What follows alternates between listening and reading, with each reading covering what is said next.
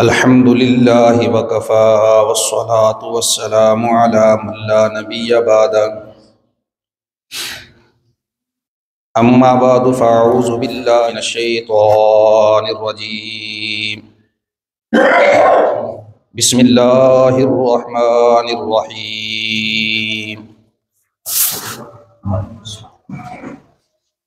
يوصيكم الله في أولادكم للذكر مثل حظ الأنثيين فإن كن نساء فوق اثنتين فلهن ثلثا ما ترك وإن كانت واحدة فلها النصف ولأبويه لكل واحد منهما السدس مما ترك إن كان له ولد فإن لم يكن له ولد وورثه أبواه فلأمه السدس فإن كان له إخوة فلأمه السدس من بعد وصية يوصي بها أو دين آباؤكم وأبناؤكم لا تدرون أيهم أقرب لكم نفعا فريضة من الله إن الله كان عليما حكيما ولكم نصف ما ترك أزواجكم إن لم يكن لهن ولد فإن كان لهن ولد فلكم الربع مما تركن من بعد وصية يوصين بها أو دين ولهن الربع مما تركتم إن لم يكن لكم ولد فإن كان لكم ولد فلهن الثمن مما تركتم من بعد وصية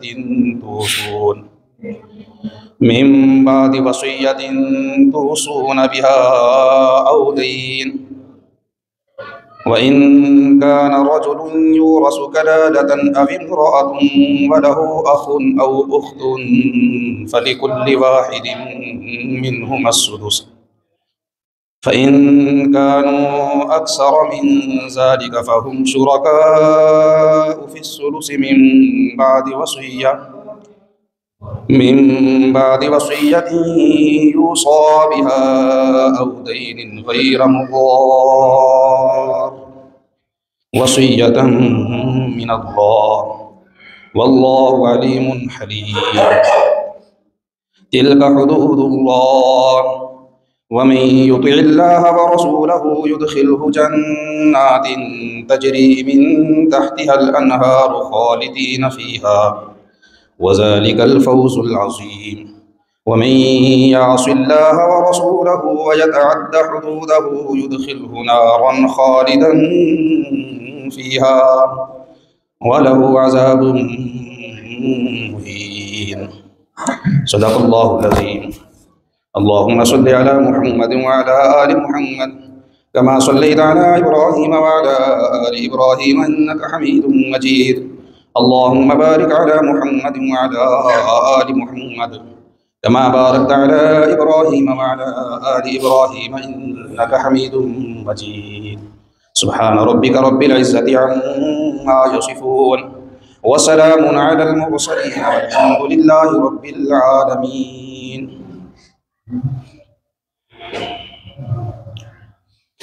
لائق تعظیم قابل احترام بزرگوں دوستوں اور ساتھیوں،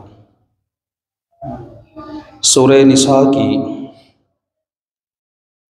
آیت نمبر 11 سے آیت نمبر 14 تک پورا ایک رکوع میں نے آپ کے سامنے تلاوت کیا ہے۔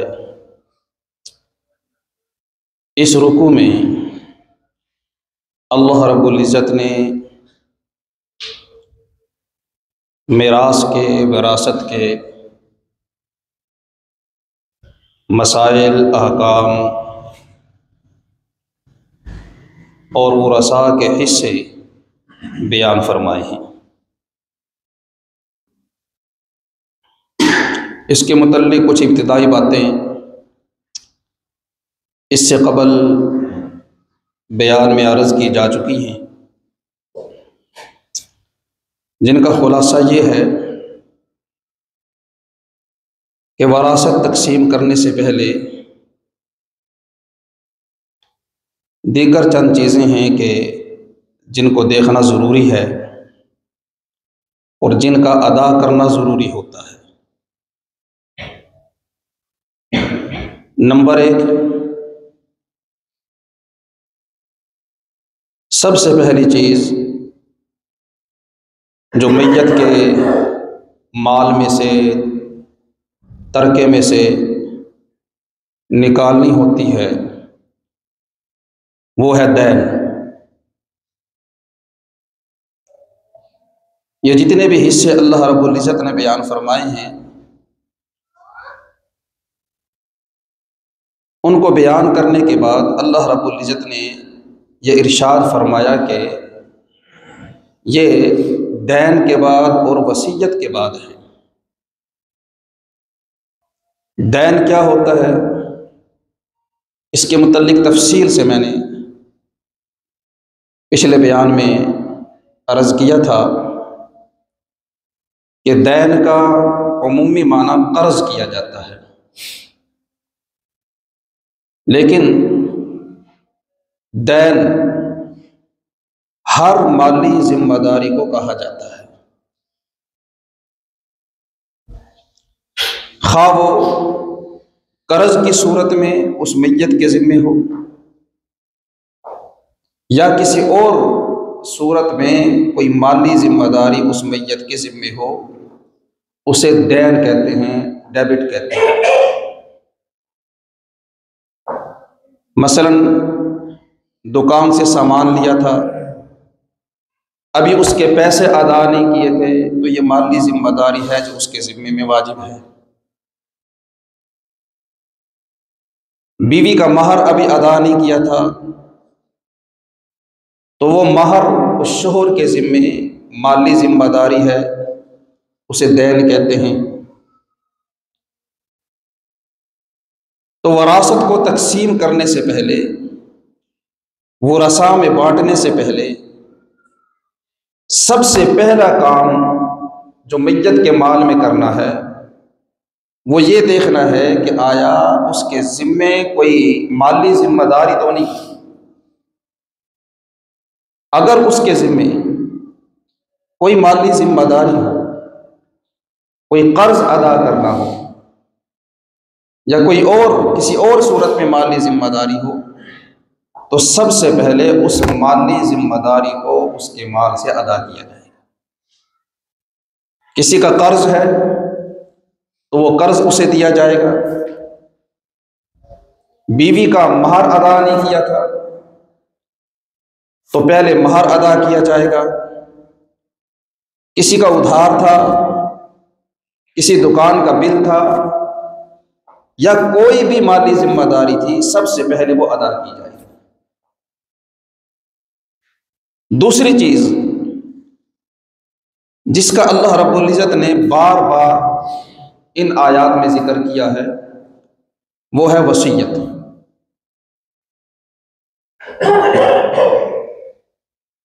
کہ اس کی وراثت کو تقسیم کرنے سے پہلے، ورثاء میں مال بانٹنے سے پہلے یہ دیکھیں گے آیا اس نے کوئی وصیت تو نہیں کر رکھی۔ وصیت کے متعلق تفصیل سے میں نے عرض کیا تھا کہ وصیت کیا ہوتی ہے اور کتنے مال کے اندر وصیت کی جا سکتی ہے، اور اگر اس سے زیادہ وصیت کر دی جائے تو اس وصیت کا حکم کیا ہوگا، یہ ساری تفصیلات عرض کی جا چکی ہیں۔ تو اس کی وصیت کو دیکھا جائے گا، اس نے تندرستی کے عالم میں، صحت کے عالم میں اپنے مال سے 1/3 مال سے کوئی وصیت کی تھی، تو سب سے پہلے اس وصیت کو پورا کیا جائے گا، اور پھر اس وصیت کو پورا کرنے کی اتنی اہمیت ہے، اتنی تاکید ہے کہ اگر یہ مالی ذمہ داری اور وصیت، کہ اگر مالی ذمہ داری کو پورا کرتے ہوئے، وصیت کو پورا کرتے ہوئے سارا مال بھی چلا جائے تو سارا مال دے دیا جائے گا، خواہ ورثاء کے لیے کچھ نہ بچے، یہ مالی ذمہ داری میں۔ تو جب مالی ذمہ داریاں بھی ادا کر دی، اگر اس نے کوئی وصیت کر رکھی تھی وہ وصیت بھی پوری کر دی، پھر اس کے بعد ورثاء کے حصے تقسیم کیے جائیں۔ اب وہ کتنے حصے ہیں اس کے متعلق تفصیل تو کسی عالم کے پاس بیٹھ کر یا کسی دارالافتاء میں جا کر ہی معلوم کی جا سکتی ہے، لیکن موٹی موٹی چیزیں اللہ رب العزت نے اصول کے طور پر یہاں بیان فرما دی ہیں۔ میں نے عرض کیا تھا کہ رشتہ دار دو قسم کے ہیں کہ جو وارث بنتے ہیں۔ ایک وہ رشتہ دار ہیں کہ جن کے حصے اللہ نے خود مقرر فرما دیے ہیں، انہیں ذوی الفروض کہتے ہیں، یعنی وہ لوگ کہ جن کے حصے اللہ رب العزت نے خود مقرر فرمائے ہیں۔ وہ تقریباً 12 قسم کے لوگ ہیں، جن میں 4 مرد ہیں اور 8 عورتیں ہیں۔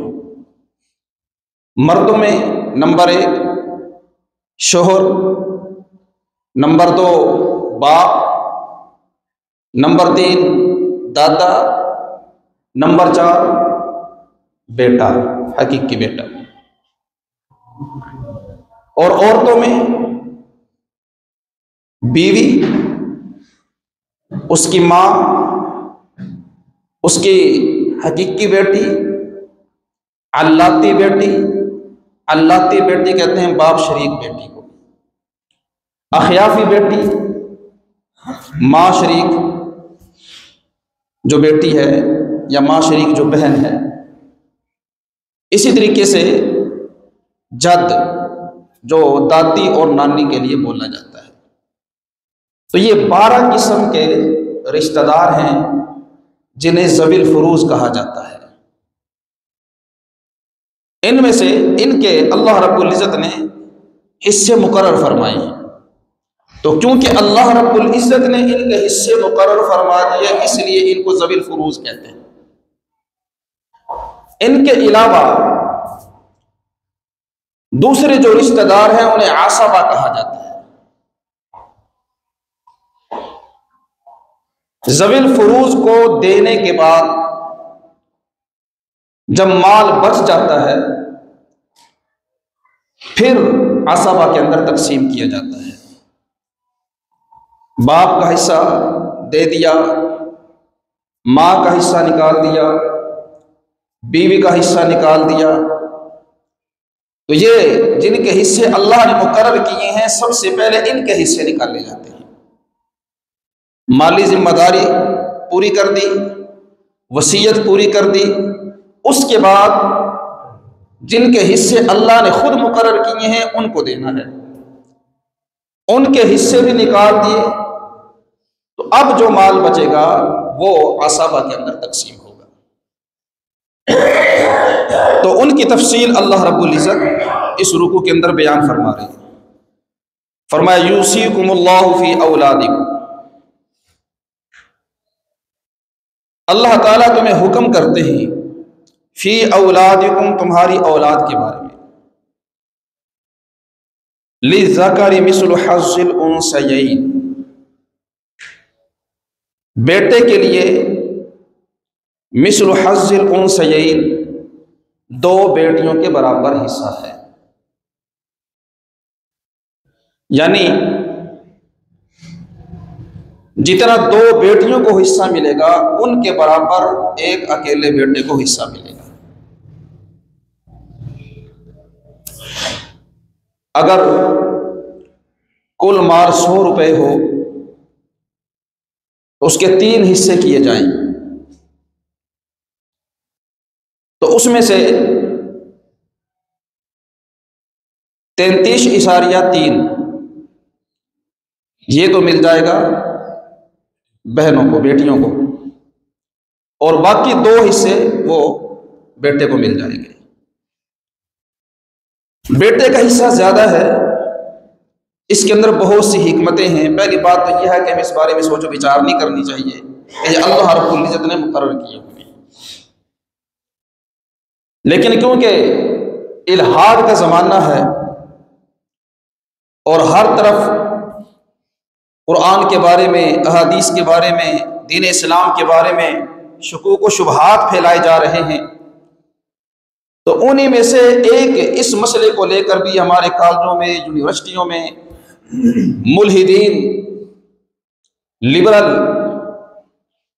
لوگ آ کر جو ہے ہمارے بچوں کے ذہنوں میں، بچیوں کے ذہنوں میں وسوسے ڈالتے ہیں، شکوک و شبہات ڈالتے ہیں کہ دیکھیں جی معاذ اللہ اسلام نے، شریعت نے بچیوں کے ساتھ انصاف نہیں کیا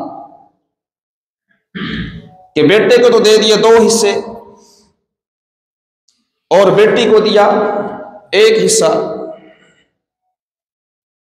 تو یہ نری زیادتی ہے۔ اصل میں اگر آدمی گہرائی کے اندر دیکھے اور گہرائی کے اندر جا کر سوچے اور اسلامی نظام اور شرعی نظام کو سامنے رکھ کر سوچے تو اسے معلوم ہوگا کہ بیٹی کو جو 1 حصہ دیا گیا ہے یا آدھا حصہ دیا گیا ہے لڑکے کے مقابلے میں، وہ بھی شریعت نے اس کے اوپر احسان کیا ہے، وگرنہ اس کے حصے کی ضرورت نہیں تھی۔ اس لیے جتنی مالی ذمہ داریاں ہیں وہ شریعت نے مرد کے اوپر رکھی ہیں، بیوی کے جتنے اخراجات ہیں وہ شوہر کے ذمے ہیں۔ اب بیٹی ہے، بیٹی کی جتنی ضروریات ہیں وہ اس کے باپ کے ذمے ہیں، اس کے بھائیوں کے ذمے ہیں۔ کمانا یہ باپ کی ذمہ داری ہے، یہ اس کے بھائیوں کی ذمہ داری ہے۔ سارے اخراجات کو پورا کرنا، ساری ضروریات کو پورا کرنا یہ باپ کے ذمے ہے یا بھائیوں کے ذمے ہے، یہ شوہر کے ذمے ہے یا بیٹے کے ذمے ہے۔ تو جتنی بھی مالی ذمہ داریاں ہیں وہ اللہ رب العزت نے مرد کے ذمے رکھی ہیں، دین اسلام نے مرد کے ذمے لگائی کہ انہیں پورا کرنا ہے۔ بجلی کا بل مرد کے ذمے ہے، گھر کا کرایہ مرد کے ذمے ہے، روٹی پانی کے اخراجات، لباس کے، رہائش کے اخراجات یہ مرد کے ذمے ہیں، اور خود اس عورت کی جو ضروریات ہیں وہ تمام کی تمام ضروریات بھی ان کو پورا کرنا یہ مرد کی ذمہ داری ہے۔ عورت کے اوپر دین اسلام نے کوئی مالی ذمہ داری ڈالی ہی کوئی نہیں ہے، اس کے اوپر کوئی خرچہ رکھا ہی کوئی نہیں ہے کہ اس کو کرنا پڑے۔ یہ ناانصافی ہمیں تب محسوس ہوتی ہے کہ جب ہم آج کل کا نظام دیکھتے ہیں اور یہ سمجھتے ہیں کہ مرد کو بھی کام کرنا ہے اور عورت کو بھی کام کرنا ہے، کہ جس طرح گھر کی مالی ذمہ داریاں پورا کرنا یہ مرد کا کام ہے، اسی طریقے سے یہ عورت کی ذمہ داری بھی ہے۔ تو اس نظام کے اندر جب دیکھیں گے تو پھر آپ کو محسوس ہوگا کہ مرد کو زیادہ حصہ دے دیا، عورت کو کم حصہ دیا۔ لیکن دین اسلام کے نظام کو اگر آپ دیکھیں گے، آپ شرعی نظام کو دیکھیں گے، تو اس میں جتنی بھی مالی ذمہ داریاں ہیں وہ ساری کی ساری مرد کے ذمے ہیں، عورت کے ذمے خرچہ ہے ہی کوئی نہیں۔ اس کے کھانے پینے کا خیال کرنا، اس کے کپڑوں کا خیال کرنا، اس کے بننے سنورنے کا خیال کرنا، اور اس کے علاوہ اس کو جائز خرچہ دینا، اس کی ضروریات کے لیے پیسے اس کے ہاتھ پہ رکھنا، یہ بھی مرد کا کام ہے۔ اب جب اس کے ذمے کوئی خرچہ ہے ہی نہیں، نہ اس نے بجلی کا بل بھرنا ہے، نہ اس نے گیس کا بل بھرنا ہے، نہ اس نے مکان کا کرایہ دینا ہے، نہ اس نے جو ہے کھانے پینے کے اخراجات پورے کرنے ہیں، نہ اس نے بچوں کی سکول کی فیس بھرنی ہے، نہ ٹیوشن کی فیس بھرنی ہے، کوئی خرچہ اس کے ذمے ہے ہی نہیں۔ اب جب شریعت نے اس کو آدھا حصہ دے دیا تو یہ تو اس پہ مزید احسان کیا، اس کے اوپر تو کوئی مالی ذمہ داری تھی ہی نہیں۔ اب اس آدھے حصے کو بھی وہ کہاں پہ خرچ کرے گا، کیونکہ شرعی طور پہ اس کے ذمے کوئی خرچہ نہیں ہے۔ تو مرد کا حصہ زیادہ اس لیے رکھا گیا کیونکہ جتنی بھی مالی ذمہ داریاں ہیں وہ ساری کی ساری مرد کے ذمے ہیں، اور عورت کے ذمے کوئی مالی ذمہ داری نہیں۔ تو جب یہ حقیقت ہمارے سامنے ہوگی تو انشاءاللہ کوئی کسی قسم کا الحاد اور کوئی ملحدانہ ذہنیت وہ ہمارے دل و دماغ کو خراب نہیں کر سکتی۔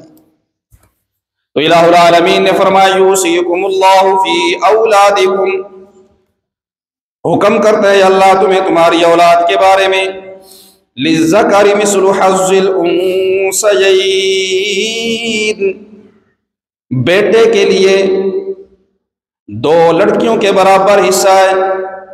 فَإِن كُنَّ نِسَاءً فَوْقَ اثْنَتَيْنِ فَلَهُنَّ ثُلُثَا مَا تَرَكَ۔ اب ایک صورت یہ بیان کی ہے کہ اگر مرنے والے کی صرف لڑکیاں ہیں، اس کا کوئی بیٹا نہیں ہے، صرف اور صرف اس کی بیٹیاں ہیں، تو ان کو کتنا حصہ ملے گا؟ فرمایا فَإِن كُنَّ نِسَاءً، بس اگر بیٹیاں صرف عورتیں ہیں، بیٹیاں ہیں، فوق اثنتین، اور ہے بھی دو سے زیادہ، فلہن ثلثا ما ترک، تو ان سب کے لیے 2/3 ہے اس مال کا جو میت نے چھوڑا ہے۔ مرنے والا جو مال چھوڑ کر گیا اس میں سے 2/3 ان بیٹیوں کو مل جائے گا، اور باقی جو بچا ہے وہ دیگر ورثاء کے اندر تقسیم ہوگا۔ وَإِن كَانَتْ وَاحِدَةً فَلَهَا النِّصْفُ، یہ تو وہ صورت تھی کہ جس میں صرف بیٹیاں ہیں اور 2 سے زائد بیٹیاں ہیں، 2 یا 2 سے زائد بیٹیاں ہیں، تو اس صورت میں ان کو 2/3 مال دیا جائے گا۔ اور اگر صرف ایک ہی بیٹی ہو تو پھر اس صورت میں فرمایا کہ فَلَهَا النِّصْفُ، تو پھر اس ایک بیٹی کے لیے آدھا حصہ ہوگا۔ کل جائیداد میں سے ذوی الفروز کو دینے کے بعد کل جائیداد میں سے اس صورت میں یہ بیٹی بھی ذوی الفروز میں ہے کہ اس کا حصہ بھی اللہ نے مقرر کر دیا، آدھا حصہ بھی اس کو دینا ہے۔ اب آدھا حصہ اس کو دینے کے بعد باقی جو مال بچے گا وہ دیگر ورثاء کے اندر تقسیم کیا جائے گا۔ فَإِن لَّمْ يَكُن لَّهُ وَلَدٌ وَوَرِثَهُ أَبَوَاهُ فَلِأُمِّهِ الثُّلُثُ، اب یہاں سے اللہ رب العزت والدین کے حصے بیان فرما رہے ہیں۔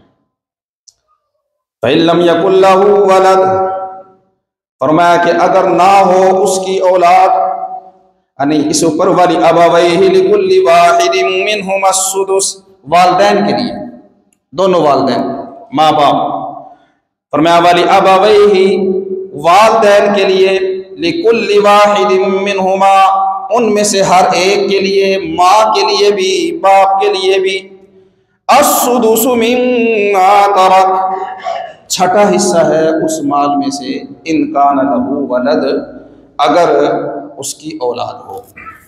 مرنے والا جو بیٹا تھا اگر اس کی اولاد ہے، بال بچے ہیں، تو پھر اس کے والدین کے لیے چھٹا حصہ ہوگا، یعنی کل مال کا جو چھٹا حصہ ہوگا وہ آدھا آدھا جو ہے دونوں ماں باپ کو دے دیا جائے گا۔ فَإِن لَّمْ يَكُن لَّهُ وَلَدٌ وَوَرِثَهُ أَبَوَاهُ فَلِأُمِّهِ الثُّلُثُ، اور اگر مرنے والے کی اولاد نہیں تھی پھر صورت مختلف ہے۔ فرمایا کہ اگر نہ ہو اس کی اولاد، وَوَرِثَهُ أَبَوَاهُ، اور صرف اس کے والدین ہی اس کے کیا ہوں؟ وارث ہوں، فَلِأُمِّهِ الثُّلُثُ، تو اس صورت میں جو ماں ہے اس کو 1/3 حصہ دیا جائے گا، کل مال میں سے 1/3 حصہ ماں کو دیا جائے گا۔ فَإِن كَانَ لَهُ إِخْوَةٌ، اور باقی جو ہے نا 1/3 ماں کو دینے کے بعد باقی وہ باپ کو دے دیا جائے گا۔ یہ کس صورت میں ہے؟ یہ اس صورت میں جب اس کی اولاد نہیں ہے۔ فَإِن كَانَ لَهُ إِخْوَةٌ فَلِأُمِّهِ السُّدُسُ، اور اگر اس کی اولاد تو نہیں ہے، مرنے والے کی اولاد نہیں، نہ بیٹے ہیں نہ بیٹیاں ہیں، تو ماں کو 1/3 حصہ دیا جائے گا اور بقیہ مال وہ باپ کو دے دیا جائے گا۔ لیکن اگر اس کا کوئی بھائی ہو، اس کے بھائی ہوں، مرنے والے کے بھائی ہیں، زندہ ہیں بھائی، تو پھر اس صورت میں ماں کو 6واں حصہ دیا جائے گا۔ اگر مرنے والے کے بھائی ہیں تو پھر ماں کو 6واں حصہ دیا جائے گا اور بقیہ مال جو ہے وہ باپ کو دے دیا جائے گا۔ فَإِن كَانَ لَهُ إِخْوَةٌ، پس اگر ہو اس میت کے بھائی، فَلِأُمِّهِ السُّدُسُ، تو اس کی ماں کے لیے 6واں حصہ ہے، مِن بَعْدِ وَصِيَّةٍ يُوصَىٰ بِهَا أَوْ دَيْنٍ۔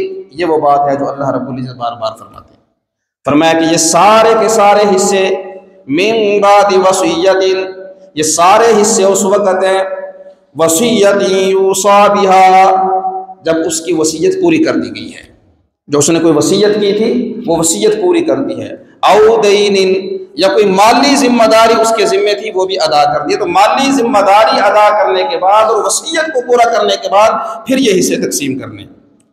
فرمایا آباؤکم وابناؤکم لا تدرون ایہم اقرب لکم نفعا فریضۃ من اللہ۔ اب یہاں اللہ رب العزت نے ایک لطیف نقطہ، باریک نقطہ ارشاد فرمایا ہے کہ یہ حصے اللہ رب العزت نے مقرر فرما دیے ہیں کہ باپ کا اتنا حصہ ہے، ماں کا اتنا حصہ ہے، والدین کا اتنا حصہ ہے، بیٹیوں کا اتنا حصہ ہے، بیٹوں کا اتنا حصہ ہے۔ فرمایا کہ اگر یہ اللہ نہ مقرر فرماتے اور تم پر چھوڑ دیا جاتا تو پھر کیا ہوتا؟ پھر معاملات خراب ہوتے۔ تم کیا کرتے کہ اپنی عقل سمجھ بوجھ کے ذریعے سے بظاہر کسی کو دیکھتے کہ یہ میرے لیے زیادہ نفع مند ہے، یہ بیٹا میرے لیے زیادہ نفع مند ہے، یا بیٹی میرے لیے زیادہ نفع مند ہے، یا میرا باپ یا ماں یا دادا زیادہ نفع مند ہے، یا کوئی بھائی زیادہ نفع مند ہے، تو اس کے حق میں تم زیادہ مال کر دیتے، اس کو زیادہ حصہ دے دیتے، یا سارا ہی مال اس کو دے دیتے کہ اس نے میری خدمت کی ہے، یہ میری خدمت کرتا ہے، کرتی ہے، یہ میری اطاعت گزار ہے، فرما بردار ہے، یہ ہے فلانا ہے۔ تو فرمایا کہ اگر اللہ رب العزت ان حصوں کو مقرر نہ فرماتے اور تمہارے اوپر چھوڑ دیتے اور پھر تم اپنی ظاہری سمجھ بوجھ کے ذریعے سے فیصلے کرتے تو اس میں معاملات خراب ہو جاتے۔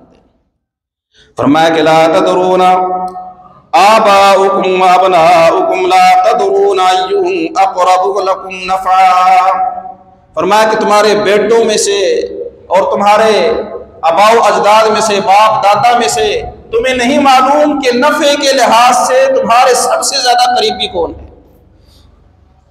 تمہیں اس کا اچھی طرح معلوم نہیں ہے، تم تو ظاہر کو دیکھ رہے ہو۔ اور آج کل اس کا کتنا مشاہدہ ہوتا ہے، صرف جائیداد ہتھیانے کے لیے، صرف مال ہتھیانے کے لیے، پراپرٹی ہتھیانے کے لیے لوگ جو ہیں باپوں کی خدمت کر رہے ہوتے ہیں، اس کی عزت افزائی کر رہے ہوتے ہیں، اور جب کسی موقع پہ وہ ایسا کام کر دے کہ انہیں لگے کہ یہ تو ہمیں نہیں دے رہے تو ٹھوکر مار کے چلے جاتے ہیں۔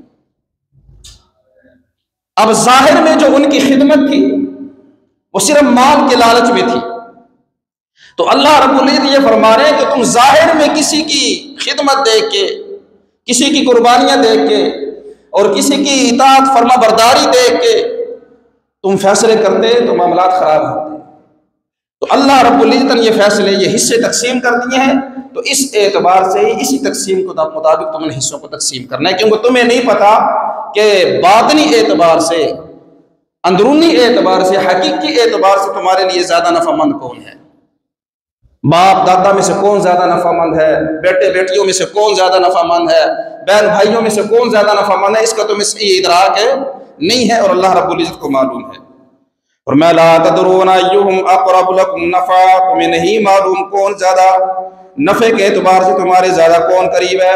فریضۃ من اللہ، فرمایا کہ یہ اللہ کی طرف سے حصے مقرر کیے گئے ہیں، ان میں چون چرا کی اجازت نہیں ہے. یہ نہیں ہے کہ اس کا زیادہ کیوں ہے، اس کا کم کیوں ہے، مجھے یہ کیوں نہیں ہے، فلانا کیوں نہیں ہے. فرمایا اس میں چون چرا کی اجازت کوئی نہیں ہے، یہ اللہ رب العزت نے حصے مقرر کر دیے. ان اللہ کان علیما حکیما، بے شک اللہ جاننے والا حکمت والا ہے. اللہ تعالیٰ کا علم بھی بڑا وسیع ہے اور اللہ تعالیٰ حکیم ذات ہے، وہ کوئی ظلم والے زیادتی والے معاذ اللہ فیصلے نہیں کرتے.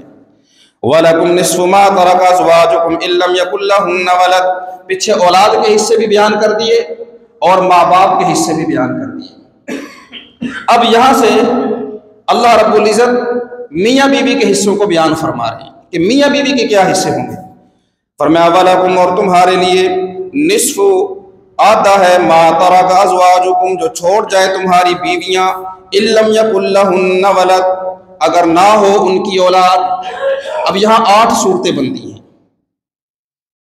اولاد ہوگی تو پھر کتنا حصہ ہے شوہر کے لیے؟ بیوی کی اولاد ہے، بیوی فوت ہوئی ہے، شوہر کے لیے کتنا حصہ ہے؟ اولاد ہے تو کتنا حصہ ہے، اولاد نہیں ہے تو کتنا حصہ ہے. اسی طریقے سے شوہر فوت ہوا ہے، شوہر کی اولاد ہے تو بیوی کے لیے کتنا حصہ ہے، اور شوہر کی اولاد نہیں ہے تو بیوی کے لیے کتنا حصہ ہے. تو ان صورتوں کو اللہ رب العزت بیان فرما رہے ہیں.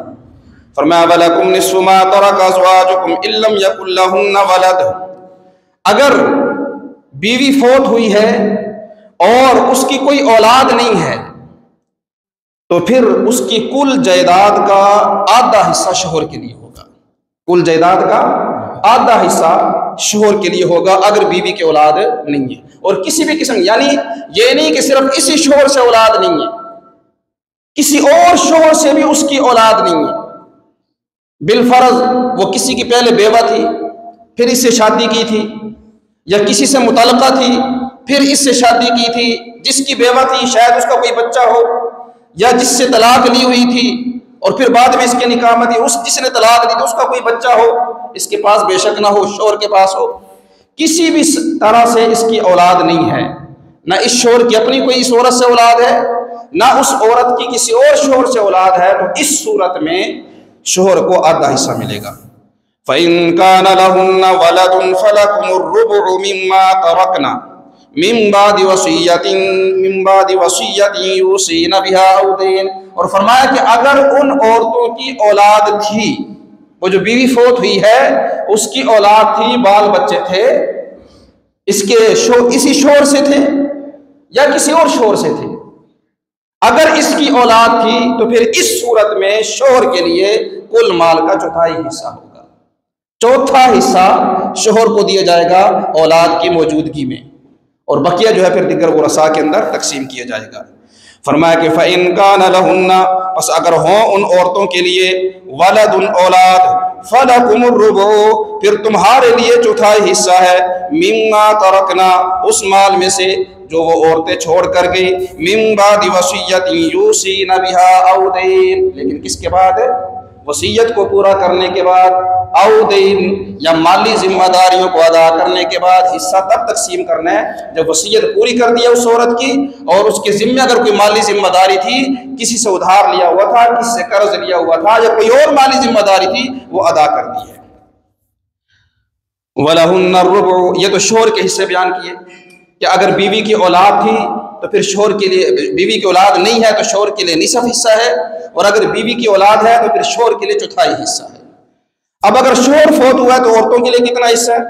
فرمایا وَلَهُنَّ الرُّبُعُ مِمَّا تَرَكْتُمْ إِن لَّمْ يَكُن لَّكُمْ وَلَدٌ، اور شوہر فوت ہو گیا، اب اس کی بیوی کے لیے اگر شوہر کی کسی بھی طرح کی اولاد نہیں ہے تو پھر بیوی کے لیے چوتھائی حصہ ہوگا. اولاد نہ ہونے کی صورت میں شوہر کے لیے آدھا حصہ تھا، اور بیوی کے لیے اولاد نہ ہونے کی صورت میں چوتھائی حصہ ہے. اگر شوہر کی اولاد نہیں، اس عورت سے اولاد نہیں، یا کسی اور عورت سے بھی اس کی اولاد نہیں، ہو سکتا ہے ایک سے زائد بیویاں ہوں، یا پہلے کسی سے شادی کی ہوئی ہو تو کسی اور عورت ہو، کسی بھی عورت سے اگر اس کی اولاد نہیں ہے تو پھر بیوی کے لیے ایک بیوی ہو، 2 بیویاں ہوں، 3 ہو یا 4 ہو، جتنی بھی بیویاں ہوں ان سب کے لیے ایک چوتھائی حصہ ہوگا اولاد نہ ہونے کی صورت میں. فَإِن كَانَ لَكُمْ وَلَدٌ فَلَهُنَّ الثُّمُنُ مِمَّا تَرَكْتُمْ، اور اگر شوہر کی اولاد تھی، کسی بھی طرح کی اولاد تھی، اس عورت سے تھی یا کسی اور عورت سے تھی، اگر شوہر کی اولاد ہے تو اولاد کی موجودگی میں پھر بیویوں کے لیے 8واں حصہ ہوگا، کل مال کا 8واں حصہ۔ ایک بیوی ہے تو اسی کو 8واں حصہ دے دیا جائے گا، ایک سے زائد بیویاں ہیں تو وہ ساری کی ساری بیویاں 8ویں حصے کے اندر کیا ہوں گی؟ شریک ہوں گی، برابر ان کے اوپر تقسیم کر دیا جائے گا۔ فَإِن كَانَ لَكُمْ، پس اگر ہو تمہاری وَلَدٌ اولاد، فَلَهُنَّ، تو پھر ان بیویوں کے لیے الثُّمُنُ 8واں حصہ ہے، مِمَّا تَرَكْتُمْ، اس مال میں سے جو تم چھوڑ جاؤ، مِن بَعْدِ وَصِيَّةٍ تُوصُونَ بِهَا أَوْ دَيْنٍ، مگر کس کے بعد؟ وصیت پوری کرنے کے بعد اور مالی ذمہ داریاں ادا کرنے کے بعد۔ وَإِن كَانَ رَجُلٌ يُورَثُ كَلَالَةً أَوْ امْرَأَةٌ وَلَهُ أَخٌ أَوْ أُخْتٌ فَلِكُلِّ وَاحِدٍ مِّنْهُمَا السُّدُسُ۔ اب یہاں کلالہ کا حکم بیان کیا جا رہا ہے۔ کلالہ کون ہوتا ہے؟ کلالہ کہتے ہیں جس کے نہ اصول ہوں نہ فروع ہوں، ایسا آدمی کہ جس کے نہ اصول ہیں نہ فروع ہیں۔ اصول سے مراد اس کے باپ دادا بھی کوئی نہیں ہے، باپ بھی زندہ کوئی نہیں ہے، اور دادا پردادا بھی کوئی بھی زندہ نہیں ہے۔ فروع کے اندر اس کی کوئی اولاد ہی نہیں ہے، نہ اس کی اپنی حقیقی اولاد ہے، نہ پوتے ہیں، نہ نواسے ہیں، کوئی بھی نہیں ہے نیچے، نہ اوپر کوئی ہے نہ نیچے کوئی ہے۔ ایسے آدمی کو شرعی زبان میں، قرآن کی زبان میں کلالہ کہا جاتا ہے، کہ جس کے نہ باپ دادا میں سے کوئی ہو نہ اس کی اولاد میں سے کوئی ہو، تو اس کی وراثت کا کیا بنے گا؟ تو اس کا حکم اصل میں اللہ رب العزت نے تفصیل کے ساتھ سورہ جو ہے وہ اپنا آخر میں 6 سپارے میں سورہ نساء کے آخر میں جا کے بیان کیا، اسی سورت کے آخر میں جا کے بیان کیا ہے 6 سپارے کے اندر۔